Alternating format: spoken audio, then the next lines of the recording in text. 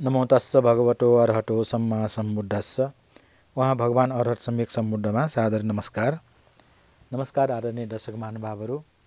बोडी टेलिभिजनबाट नियमित रूपमा प्रसारण हुँदै आइरहेको यो अङ्गुत्तर निकाय आज हामी 81औं एपिसोडमा आइपुगेका छौँ। भगवान बुद्धको वचन सङ्ग्रह त्रिपिटकमा 3टा पिटकहरूमध्ये सूत्र पिटकमा 5वटा निकायहरू छन् र त्यो 5वटा निकायमध्ये चौथो निकायलाई अङ्गुत्तर निकाय भनेर भनिन्छ र त्यो अङ्गुत्तर निकायमा जम्मी 11वटा निपाटमा बाँडिएको छ र त्यो मध्ये पहिलो निपाट जसलाई एकक निपाट भनेर भनिएको छ त्यसको हामीले सिलसिलेवार चर्चा गर्ने क्रममा थियौँ र त्यो एकक निपाटमा 20वटा वर्गहरू छन् र ती 20वटा वर्गहरूमध्ये 18औं वर्ग जसलाई अपर अक्षरा सङ्घाट वर्ग भनेर भनियो त्यसको चर्चा गर्ने क्रममा थियौँ आदरणीय दर्शक महानुभावहरू। र गएको एपिसोडमा त्यो अपर अक्षरा सङ्घाट वर्गमा भएका 181वटा सूत्रहरूमध्ये 141 सूत्रसम्मको कुरा मैले गएको एपिसोडमा सकाएँ र अब बाँकी रहेको 142 देखि 181 सम्म 40वटा सूत्रको अहिले हामी चर्चा गर्छौँ र यो 40वटा सूत्रको चर्चा गर्ने क्रममा मैले पहिले पनि यहाँहरूलाई निवेदन गरेको थिएँ ती सबै एकअर्कासँग सम्बन्धित अन्तर्सम्बन्धित भएको कारणले एउटालाई बुझेपछि अरू बुझ्नलाई सजिलो हुने र एकैचोटि बुझ्दाखेरि झनै सजिलो हुने भएको कारणले यहाँहरूलाई मैले यो 40वटा सूत्रहरू एकैसाथ बताउने प्रयास गर्न गइरहेको छु। र आदरणीय दर्शक महानुभावहरू, यो प्रथम ध्यान, द्वितीय ध्यान, तृतीय ध्यान, चतुर्थ ध्यानको विषयमा पनि गएका एपिसोडहरूमा पनि केही चर्चा भइसकेको छ र गएको एपिसोडमा पनि यसको बारेमा मैले केही बुझाउने प्रयास गरेको थिएँ जसले यो ध्यान 2 प्रकारका ध्यान समठ र विपस्सना। समठ लौकिक ध्यान भनिन्छ, विपस्सना लोकोत्तर ध्यान भनिन्छ। भन्नुको अर्थ यो लोकमै मात्रै रुमलिरहने हो भने लौकिक ध्यानले ब्रह्मलोकसम्म पुर्याउँछ भनिएको छ र जसलाई यो लोकबाट उत्तीर्ण हुने इच्छा छ, यो लोकमा चाहिँ फेरि जन्मिने इच्छा छैन, उसले विपस्सना ध्यान गर्नुपर्छ भनिएको छ जसलाई सतिपठान पनि भनिन्छ र त्यो 4 प्रकारका छन्। आदरणीय दर्शक महानुभावहरू, यी 4 प्रकारका विपस्सना र 40 प्रकारका समठको विषयमा पहिले पनि धेरै चर्चाहरू भइसके। त्यसकारण त्यसतिर नलागिकन यो प्रथम ध्यानदेखि चतुर्थ ध्यानको कुरालाई म छोटकरीमा बताउन चाहन्छु र यो प्रथम ध्यानदेखि चतुर्थ ध्यानसम्म को अनुभव गर्दाखेरि, अभ्यास गर्दाखेरि त्यसमा निपुणता हासिल गरेपछि ब्रह्मलोकको अनुभव गर्न सकिन्छ भनिएको छ र त्यो ध्यानमा पनि अङ्गहरू छन् जसलाई ध्यान अङ्ग भनिन्छ। अब बाँकी रहेको सूत्र नम्बर 142 देखि 151 सम्म 10वटा सूत्रमा चाहिँ भगवान बुद्धले के भन्नुभएको छ त, जसले चुट्की बजाउन्जेलको समय मात्र भए पनि मैत्री ध्यान सहित 5वटा इन्द्रिय र 5वटा बलको अभ्यास गर्छ उसलाई ध्यानबाट अलग बसेको भनिन्न, बुद्धले सिकाएअनुसार गरेको भनिन्छ र उसले राष्ट्रपिण्ड सिट्टैमा खाएको ठहरिन्न र लामो समयसम्म अभ्यास गर्ने त के कुरा भयो र भनेर भनिएको छ। आदरणीय दर्शक महानुभावहरू, अब प्रथम, द्वितीय, तृतीय, चतुर्थ ध्यानको कुरा त सकियो। अब पालो आइरहेको छ मैत्री ध्यानको। त्यसै गरेर मैत्री सँगसँगै अर्को आउँछ करुणा, मुदिता, उपेक्षा। यो मैत्री, करुणा, मुदिता, उपेक्षालाई चतु ब्रह्म विहार पनि भन्ने गरिन्छ। किन भन्दाखेरि यो ब्रह्म विहार शब्दको अर्थ उच्च स्तरको चाहिँ बसाई, उच्च स्तरको रहनसहन भनेर भनिन्छ। ब्रह्म माने उच्च स्तर, उत्तम, श्रेष्ठ।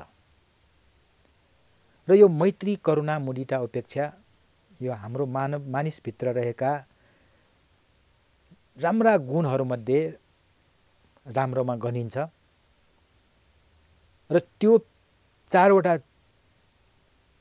विषयवस्तुलाई आरम्भन गरेर त्यसलाई उद्देश्य गरेर ध्यान बस्यो भने त्यसलाई ब्रह्मविहार भनेर भनिन्छ। र यो ब्रह्मविहारकै शब्दबाट चाहिँ यो ब्रह्मलोकमा बस्ने ब्रह्माहरूको 4 वटा मुख हुन्छ भनेर हामीले चाहिँ चित्रहरूमा हेर्ने गरेका छौँ।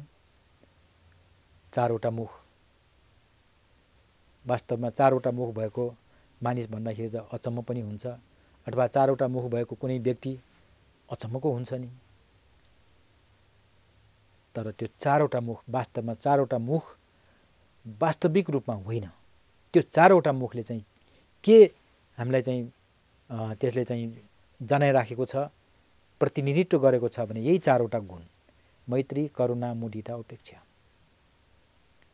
जोसँग यो मैत्री भावना हुन्छ, करुणा भावना हुन्छ, मुदिता भावना हुन्छ, उपेक्षा भावना हुन्छ, त्यो व्यक्तिको मन चाहिँ असाध्यै उच्च स्तरको हुन्छ। र मन उच्च स्तरको भएपछि बसाई, रहन सहन पनि उच्च स्तरको हुन्छ, सोचाइ उच्च स्तरको हुन्छ, उसको व्यवहार उच्च स्तरको हुन्छ। त्यसकारण यसलाई ब्रह्मविहार भनियो। र 4 वटा भएको कारणले चतुब्रह्मविहार भनियो।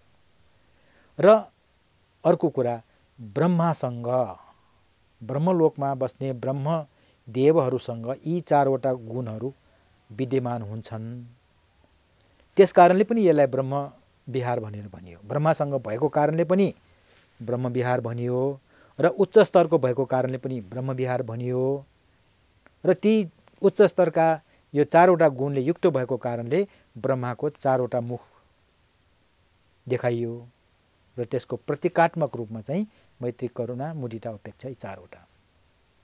आदरणीय दर्शक महानुभावहरू, मैले पहिले पनि यहाँलाई जानकारी गराएँ, यी 4 वटा गुण मैत्री, करुणा, मुदिता, उपेक्षा, यी 4 वटा गुणहरू आफ्ना छोराछोरीप्रति आमा बाबुहरूसँग पनि हुन्छ। यहाँहरूमध्ये कतिपय आमा बुवा भइसक्नु भएको छ। आफ्नो सन्तानप्रति यहाँले कतिको माया गर्नुहुन्छ, कतिको स्नेह गर्नुहुन्छ, कतिको चाहना राख्नुहुन्छ, त्यो सायद मैले बताउनु नपर्ला। आफ्नो छोराछोरीप्रति आमा बाबु हुनेहरूको असीम करुणा हुन्छ। त्यो पनि कुनै सर्ट रहितको। तिमीले यसो गर्छौ भने मात्रै म माया गर्छु, त्यस्तो कुनै हालतमा हुँदैन। निसर्ट, सर्ट रहित त्यहाँ मैत्री पनि हुन्छ, करुणा पनि हुन्छ, मुदिता पनि हुन्छ, र उपेक्षा पनि हुन्छ। त्यसकारण यो 4 वटा गुणलाई अप्रामाण्य पनि भनिएको छ। अप्रामाण्य, प्रमाणै छैन, त्यसको माने सिमाना नै छैन, असीमित। आदरणीय दर्शक महानुभाव, यसरी यो असीमित यो जुन मानवीय गुण हो, यो हटपटी अरूसँग पाउन गाह्रो छ, तर छोराछोरीप्रति आमा बाबुहरूसँग हुने गर्दछ। त्यस कारणले पनि आमा बुवालाई ब्रह्माको स्थान दिएको छ। किन? एक त सन्तान उनीहरूले उत्पादन गर्छन्। अब हाम्रो पुरानो धार्मिक मान्यता अनुसार सृष्टिकर्ता ब्रह्मा भनेर पनि भनियो। त्यस कारणले वास्तवमा सृष्टिकर्ता त्यो ब्रह्मलोकको ब्रह्माले आएर सृष्टि गरेको त होइन नि, गर्ने त मानिस नै हो नि। आमा बाबुको चाहिँ मिलनबाट चाहिँ सन्तान जन्मियो, तर त्यो सृष्टि भएको कारणले पनि उहाँहरूलाई चाहिँ ब्रह्मा भनियो। तर वास्तवमा त्यो सृष्टि मात्रै गरेर ब्रह्मा भनिएको होइन। उहाँहरूसँग आफ्नो सन्तानहरूप्रति यी 4 वटा अतुलनीय गुणहरू हुन्छन्। अब त्यसलाई छोटकरीमा बुझौँ। मैत्री, आफ्नो छोराछोरीप्रति मानिस आमा बाबुको चाहिँ कति माया छ, उसलाई केही दुःख होला, पीर होला भनेर कति धन्दा छ, र यसरी अर्काको दुःख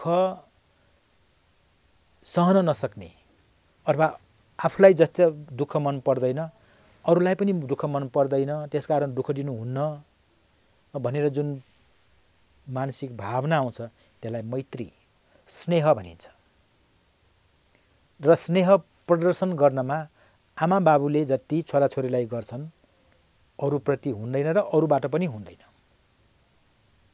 त्यसै गरेर करुणा, उनीहरूले चाहिँ दुःख पाउला, कष्ट पाउला, शास्ति पाउला, खान नपाउला, समयमा खान नपाउला, राम्रो मिठो खान नपाउला भने कति पीर हुन्छ छोराछोरीप्रति आमा बाबुको। त्यो भनेको करुणा भनेको अरू अर्काको दुःख देखेर दया माया जाग्नुलाई करुणा भनिन्छ। त्यसै गरेर मुदिता अर्काको उन्नति प्रगति देखेर मन प्रसन्न हुने। आदरणीय दर्शक महानुभावहरू, प्राय मानिसहरूको कमजोरी यहाँनिर आउँछ। अरूको उन्नति प्रगति, अरूको चाहिँ प्रमोसन हैन, अरूको राम्रो भलो भएको चाहिँ देख्नासाथ मानिसको प्राय मनमा डाहा हुन्छ, औडाहा हुन्छ। उसको मात्रै त्यस्तो भयो, मेरो भएन, उसले मात्रै कमायो, मेरो कमाइ भएन, उसले मात्रै मोज गर्यो, मेरो मोज गर्न पाएन। यसरी डाहा हुने स्वभाव मानिसको, आम मानिसको स्वभाव हो।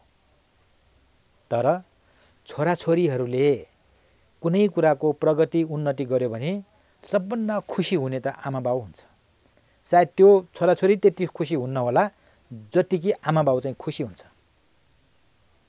नपत्या तपाईँ आफैले अनुभव गरेको केही कुराहरू याद गर्न सक्नुहुन्छ।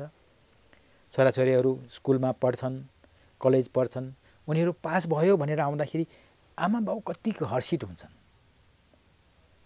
जागिर खान्छ, प्रमोसन भयो भने ओहो कति आनन्द मान्छन्।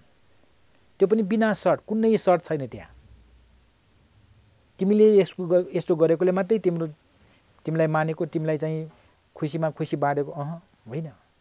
छोराछोरीले केही नदिँदाखेरि पनि आमा बाबुहरू असीमित रूपमा चाहिँ खुसी भएर बस्छन्। त्यो मुदिता गुण हो।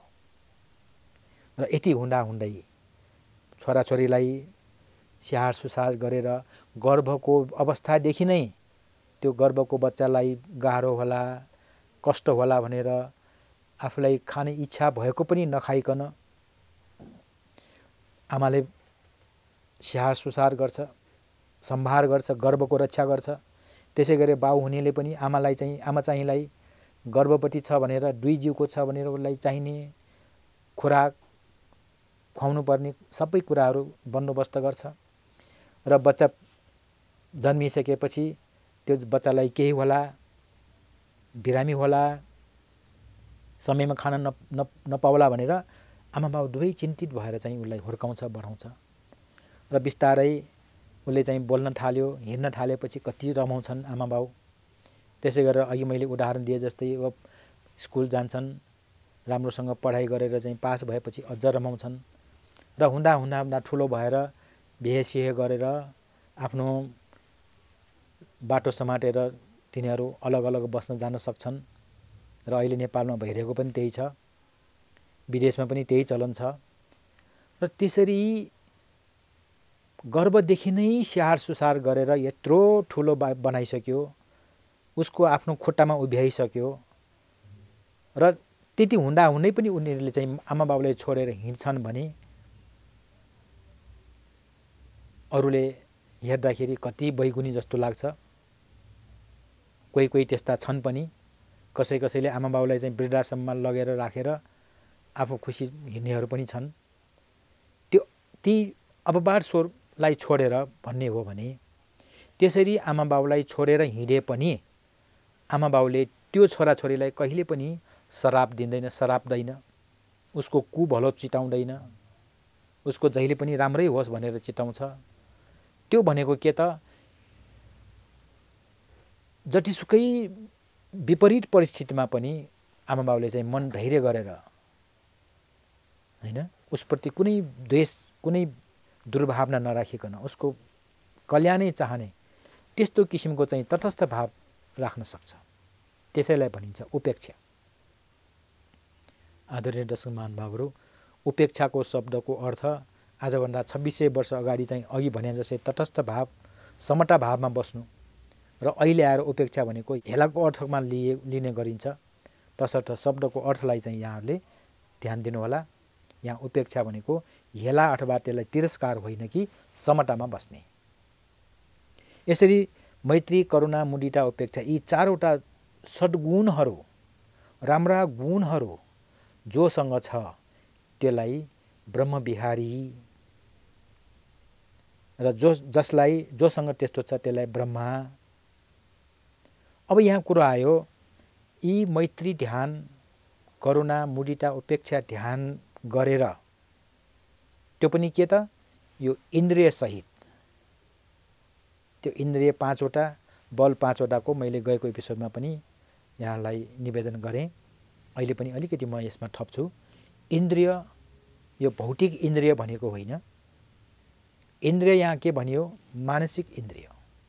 हाम्रो मनमा उत्पन्न हुने राम्रा नराम्रा दुवै खालका भावनाहरू छन्। त्यसमध्ये राम्रा कुराहरू जस्तो श्रद्धा, जस्तो वीर्य, स्मृति, समाधि, प्रज्ञा, यी 5वटा इन्द्रिय जसले कि आफ्नो क्षेत्रमा आधिपत्य जमाउँछ र हामीलाई अगाडि बढ्नलाई चाहिँ यसले मद्दत गर्छ। यसलाई इन्द्रिय भन्यो, तर त्यो भौतिक नभइकन मानसिक इन्द्रिय। र यही 5वटा श्रद्धा, वीर्य, स्मृति, समाधि, प्रज्ञा त्यो बलको रूपमा पनि हामीलाई साथ दिन्छन्, शक्तिको रूपमा पनि हामीलाई त्यसले सहयोग गर्छ। त्यसकारण त्यसलाई 5 बल पनि भनियो।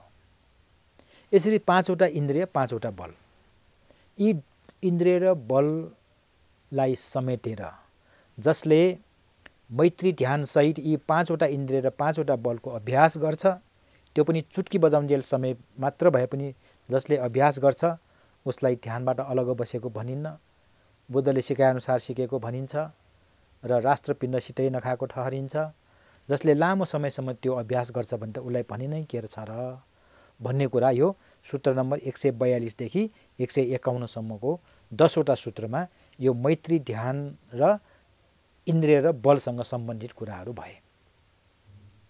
आदरणीय दर्शक महानुभावहरू, यी अहिले जति पनि हामीले कुरा गर्यौँ यो पहिलेको एपिसोडहरूमा पनि धेरै थोरै चर्चा भइसकेको कारणले मैले यहाँ धेरै डिटेलमा अथवा धेरै विस्तृतमा जान चाहिन।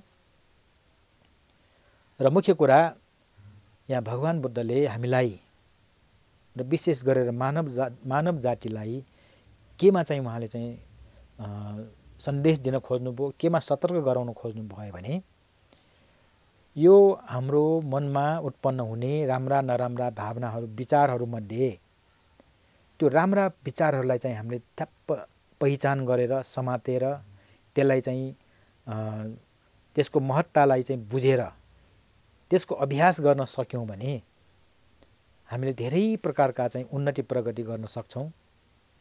र अघि पनि मैले निवेदन गरेँ, जसले यो लौकिक क्षेत्रमा मात्रै उसलाई चाहिँ रस लाग्छ भने त्यो लौकिक क्षेत्रको पनि सर्वोच्च क्षेत्र ब्रह्मलोक भनिन्छ, त्यो पनि अनुभव गर्न सकिने उपाय चाहिँ उहाँले बताउनु भयो।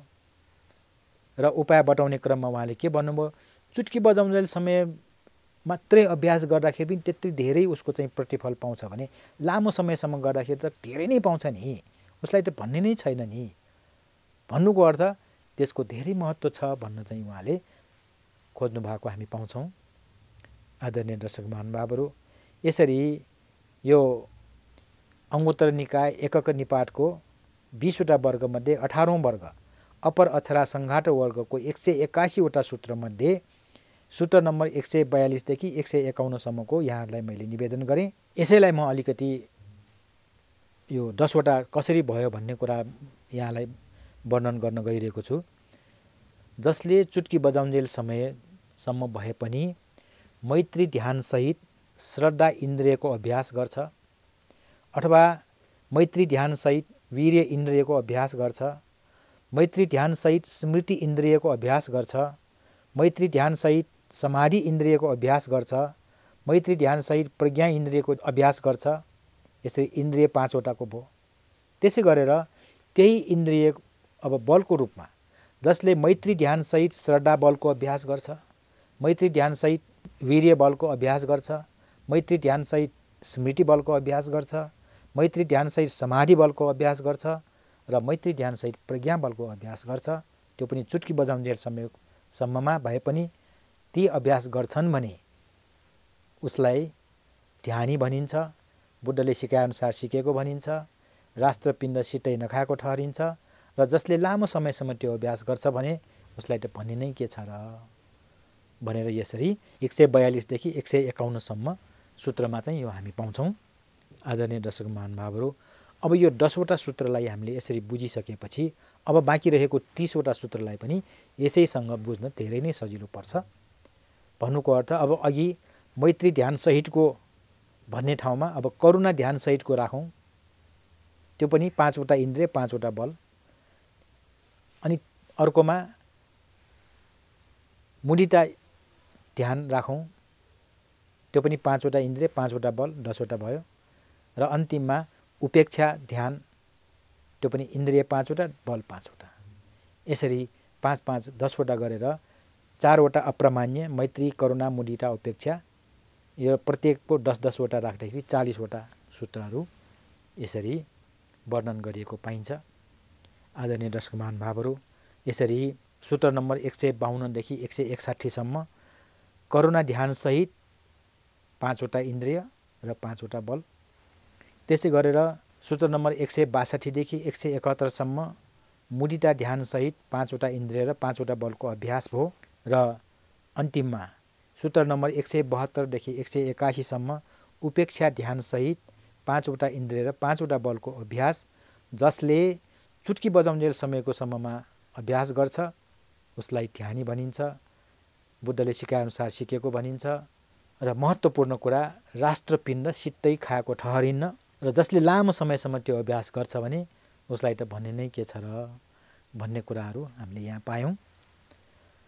र यसरी यो मैत्री करुणा मुदिता उपेक्षा सहित श्रद्धा इन्द्रिय, वीर्य इन्द्रिय, समाधि स्मृति इन्द्रिय, समाधि इन्द्रिय, प्रज्ञा इन्द्रिय 5वटा, त्यसै गरेर ती 4वटा ध्यान सहित श्रद्धा बल, वीर्य बल, स्मृति बल, समाधि बल र प्रज्ञा बल, यसरी 5वटा 5 5वटा 10वटा र 4वटा त्यो अप्रमान्य गरेर 40वटा। आदरणीय दर्शक महानुभावहरू, मैले दोहोऱ्याइ यी कुराहरू गर्दाखेरि यहाँलाई अलमल पनि भयो होला अथवा हुनसक्छ होला, त्यसमा म माफी चाहन्छु। किन भन्दाखेरि यी कुराहरू भगवान् बुद्धले जसरी हामीलाई बताउनु भयो त्यो उहाँले चाहिँ सरसर्ती यसरी बताउनु भएको होइन। कुनै प्रसङ्गमा कुनै कुराको उदाहरणको रूपमा, कुनै कुराको चाहिँ प्रस्तुतिको रूपमा उहाँले भन्नुभएको पाइन्छ। तर यो भगवान् बुद्धको वचन सङ्ग्रह गर्ने क्रममा विद्वान भिक्षुहरूले एकै खालका कुराहरू एकै ठाउँमा सङ्ग्रह गरेर यो निपातको नाम दिइयो। एउटा कुरा भएको कारणले एकक निपात भनेर भनियो, दुईटा कुरा भएकोलाई दुक निपात भनियो। यसै गरेर 3 4 5 गर्दै 11वटा सम्मको कुराहरू 11वटा कुराहरूलाई एकै ठाउँमा राखेर एकादशक निपात भनेर 1 देखि 11औं निपातहरूलाई समेटेर यो सङ्गायना गर्दाखेरि यसलाई अङ्गुत्तर निकाय भन्ने भनेर चाहिँ नामाकरण गरेको। आदरणीय दर्शक महानुभावहरू, भगवान् बुद्धले उपदेश दिनुहुँदाखेरि, देशना गर्नुहुँदाखेरि मैले दिगो निकायको गर्छु, म अहिले मझिम निकायको गर्छु, मैले अङ्गुत्तर निकायको गरेँ भनेर उहाँले भन्नुभएको छैन। यो कुरा पनि हामीले थाहा पाइराख्नुपर्छ। र यी अङ्गुत्तर निकाय, दिगो निकाय आदि इत्यादि निकाय कसरी आयो, अथवा सूत्र पिटक, विनय पिटक, अभिधर्म पिटक भनेर कसरी आयो भन्ने कुरामा चाहिँ यो इतिहासलाई अलिकति पछाडि फर्केर हेर्दाखेरि भगवान् बुद्धको परिनिर्वाण भइसकेपछि त्यहाँ विभिन्न प्रकारका विवादका कुराहरू निस्के, त्यो पनि भिक्षुहरूबाट नै। भगवान् बुद्धको परिनिर्वाण भयो। परिनिर्वाण भएपछि उहाँप्रति श्रद्धा भएका र आफ्नो आश्रव क्षय नभएका अथवा निर्वाणलाई साक्षात्कार नगरिसकेका भिक्षुहरूलाई शोक उत्पन्न भयो। ओहो, यस्तो महान गुरु हामीले चाहिँ गुमाउन पुग्यौँ भनेर रोइराखेको थियो। त्यो रोइराखेको देखेर एकजना भिक्षुले के भन्छ, हे साथीहरू किन रोएको हो, भगवान् बुद्ध बित्नुभयो त अब मर्नुपर्ने संसारमा बित्नुभयो, तर उहाँ बित्नुभयो राम्रै भयो भन्छ उसले। किन भन्दाखेरि उहाँ हुन्जेलसम्म यस्तो गर्नुपर्छ, यस्तो गर्नुहुन्न भनेर खालि नियम मात्रै बताउनु भएको छ। त्यो नियम मात्रै पालन गर्दा गर्दै झ्याउनै लागिसक्यो। अब उहाँ नभइसकेपछि हामीलाई आफूलाई मनपर्ने नियम पालन गरौँला मन नपरेको त्यागौँला भने त्यस्तो वचन निस्कियो। र त्यो वचन निस्किएको महाकाश्यप महास्तवीले सुन्नुभयो र उहाँको मनमा झसङ्ग शङ्का उत्पन्न भयो। ओहो, भर्खर भगवान बुद्ध परिनिर्वाण हुनुभयो, अहिले नै उहाँको विषयमा चाहिँ यस्तो विवाद निस्कियो भने कालान्तरमा गएर त यो उहाँको शिक्षा त सबै लोप हुन्छ। होइन, अब त्यो शिक्षा सबैलाई समेट्नु पर्यो, सङ्ग्रह गर्नु पर्यो भनेर विद्वान भिक्षु 500 जना सङ्ग्रह माने भेला भएर बुद्धका जति पनि शिक्षाहरू छन् त्यो सबै त्यहाँ वाचन गरेर जसले जे आउँछ, जहाँ जहाँ जे सुनेको छ र त्यसमा प्रमुख भूमिका उपाली र आनन्द भिक्षुको छ। र यसरी भगवान बुद्धले कुन उपदेश कहाँ कसलाई किन दिनुभयो भनेर सबै कुरालाई चाहिँ उकेलेर हैन त्यसलाई सङ्ग्रह गरियो, कण्ठ गरियो र कण्ठ गर्ने क्रममा यी उपदेश लामा उपदेशलाई दिगनिकाय भनिन्छ भनौँ भनेर नाम दियो। ठिक्क खालको उपदेशलाई मझिम निकाय भनियो, अलि लामो अलि छोटो भएकोलाई संयुक्त निकाय भनियो र यसरी 1 अङ्कदेखि 11 सम्म गएकोलाई अङ्गुत्तर निकाय भनियो र त्यो 4वटामा नअटेकोलाई चाहिँ खुड्डक निकाय, खुद्रा खाद्री भनेर खुड्डक निकाय भनेर यी 5वटा निकाय बनाएर त्यसलाई सूत्र पिटक भनेर भनियो। अनि जति पनि भिक्षु भिक्षुणीलाई दिनुभएको नियमहरू छन् त्यो विनय पिटक भनियो र जति पनि यो चित्त चेतसिक रूप निर्वाण हैन दर्शनका कुराहरू गम्भीर कुराहरू सबै अभिधर्म भनेर छुट्यायो। आदरणीय दर्शक महानुभावहरू, यसरी बुद्धको शिक्षालाई त्यो शिक्षाको प्रकृति हेरेर नामाकरण गरेर राखेको हो बाहेक भगवान बुद्ध आफैले मैले दिगनिकायको, मैले अभिधर्मको, मैले चाहिँ विनय पिटकको कुरा गर्छु भनेर भनेको त्यसरी पाइँदैन। र आदरणीय दर्शक महानुभावहरू, हामीले यो अङ्गुत्तर निकायको एकक निपातको 20वटा वर्गमध्ये 18औं वर्गको चर्चा गर्ने क्रममा गएको 68औं एपिसोडदेखि सुरु गर्दै आज 81औं एपिसोडमा आएर बल्ल यो 181वटा सूत्रको संक्षिप्त व्याख्या चाहिँ मैले टुङ्ग्याएँ र यो एपिसोडको पनि समय सकिएको सङ्केत पाएको हुनाले म यहाँबाट बिदा हुन चाहन्छु। यहाँले धैर्यपूर्वक हेरिदिनु भएकोमा धेरै धन्यवाद, धेरै आभार प्रकट गर्दछु र नियमित रूपमा यो प्रसारण गर्नुभएकोमा बोडी टेलिभिजनलाई पनि धन्यवाद दिँदै बिदा हुन्छु। भवतु सर्वमङ्गलम्।